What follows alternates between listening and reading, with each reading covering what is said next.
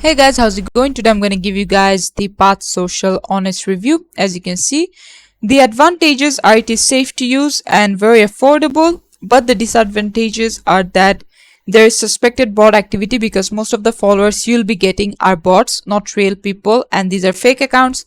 And then they have like poor customer service because some people said that their customer service was very rude, and then your account might get banned, which is very true because you're constantly getting fake followers. What honestly do you expect? And they don't have any free trial. I would say don't go for it. There are other safe websites that provide you with actual followers who will actually interact with your account, because what they do is they put fake accounts and these people have no interest in your account, so it would look very unnatural. But yeah, this is it for the video. Thanks for watching. Please leave a like and subscribe for more tutorials like this, and I'll see you guys in the next one.